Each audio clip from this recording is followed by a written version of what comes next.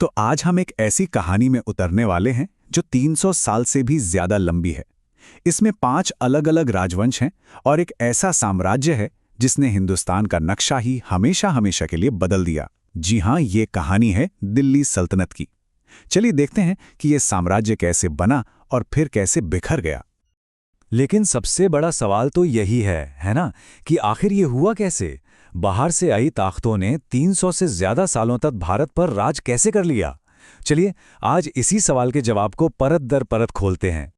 तो देखिए, कहानी की शुरुआत होती है 12वीं सदी के आखिर में। उस वक्त उत्तर भारत कई छोटे छोटे राज्यों में बटा हुआ था। पहले महमूद गजनवी आया। उसका मकसद साफ था, आओ लूटो और वापस चले जाओ। लेकिन फिर आया मोहम्मद घोरी। 1192 में तराइन की दूसरी लड़ाई में उसकी जीत सिर्फ एक जंग की जीत नहीं थी, ये सोच में एक बहुत बड़ा बदलाव था।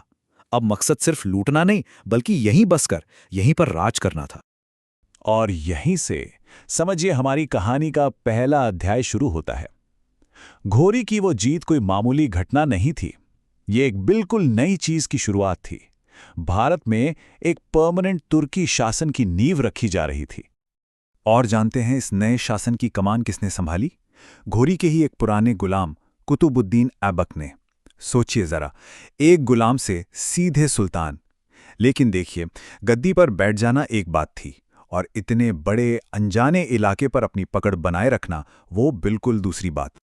तो सवाल ये था कि इतने बड़े इलाके को कंट्रोल किया कैसे जाए, और इसका जवाब निकला इक्ता प्रणाली। अब ये क्या थी? इसे आसान भाषा में समझिए। सुल्तान ने अपने कमांडरों को सैलरी की जगह जमीन का एक टुकड़ा यानी इक्ता दे दिया।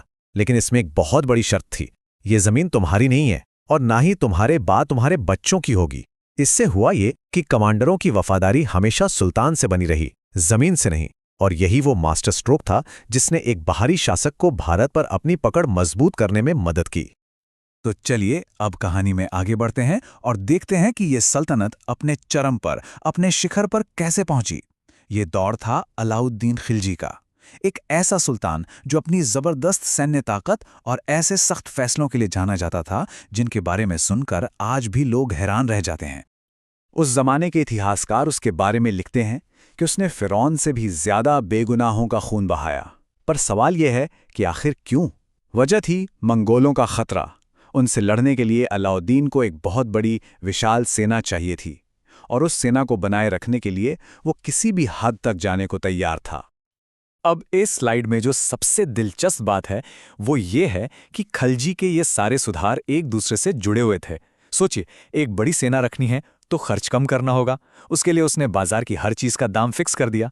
फिर सेना को पैसा देने के लिए राजस्व बढ़ाना था तो उसने जमीन को नपवाया और सीधे कैश में टैक्स लेना शुरू किया। और आखिर में एक जबरदस्त मिलिट्री मशीन बनाई। सब कुछ एक दूसरे से जुड़ा था, एक मशीन की तरह। खलजियों के शिखर के बाद आता है तुगलक वंश का दौर, और इसी के साथ शुरू होता है साम्राज्य का बिखराव। इसका सेंटर पॉइंट था मोहम्मद बिन तुगलक, एक ऐसा बादशाह जिसके राज में सल्तनत अपने सबसे बड़े आकार तक पहुंची, और उसी के राज में उसके गिरने की शुरुआत भी हो गई। कमाल का विरोधाभास है ना? जरा तुगलक के 2 मशहूर एक्सपेरिमेंट देखिए। उसने रातों रात फैसला किया कि राजधानी दिल्ली से दौलताबाद जाएगी। नतीजा, हजारों लाखों लोग उस लंबे सफर में ही दम तोड़ गए। फिर उसने सोने चांदी की जगह कांसे के सिक्के चलाए। नतीजा, लोगों ने घर घर में टकसाल खोली, जाली सिक्के बना बनाकर पूरी अर्थव्यवस्था ही चौपट कर दी। ये फैसले इतने विनाशकारी थे कि इन्होंने साम्राज्य की नींव तक हिलाकर रख दी। तुगलक की इन गलतियों ने सल्तनत की दीवारों में गहरी दरारें तो डाली दी थी, लेकिन ताबूत में आखिरी कील ठोकी उसके बाद आए फिरोज तुगलक ने। उसने अमीरों और सरदारों को खुश करने के लिए इक्ता सिस्टम को वंशानुगत बना दिया। मतलब अब जमीन बाप से बेटे को मिलने लगी। सोचिए, जिस सिस्टम ने इस सल्तनत को खड़ा किया था उसी की जड़ें काट दी गईं, और यहीं से पतन का रास्ता पूरी तरह खुल गया। और फिर साल 1398 में आया वो आखिरी और सबसे घातक वार, तैमूर का हमला। उसने दिल्ली को इस तरह लूटा, इस तरह तबाह किया कि सल्तनत फिर कभी अपने पैरों पर ढंग से खड़ी ही नहीं हो पाई। तैमूर के बाद तो सल्तनत बस नाम के लिए जिंदा थी। सैयद और लोदी वंश आए और गए, लेकिन वो बस पुराने साम्राज्य की एक परछाई मात्र थे। हालत इतनी खराब हो चुकी थी कि आखिरी लोदी सुल्तान से परेशान होकर उसके अपने ही सरदारों ने बाहर से बाबर को हमला करने का न्योता दे दिया और फिर 1526 में पानीपत की लड़ाई के साथ दिल्ली सल्तनत का ये लंबा अध्याय हमेशा के लिए बंद हो गया। तो इस तरह 320 सालों का ये सफर जीत से शुरू होकर हार पर खत्म हुआ। लेकिन सवाल यह है कि इतने लंबे शासन के बाद जब दिल्ली सल्तनत इतिहास बन गई तो उसने अपने पीछे विरासत में क्या छोड़ा? तो सल्तनत ने हमें दिया क्या? उसने हमें इक्ता जैसी एडमिनिस्ट्रेटिव व्यवस्थाएं दी।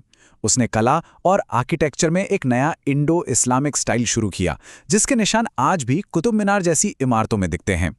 और शायद सबसे अहम बात, उसने एक सेंट्रलाइज्ड यानी केंद्रीकृत साम्राज्य का जो ढांचा तैयार किया, उसी नींव पर आगे चलकर मुगलों ने अपनी भव्य इमारत खड़ी की।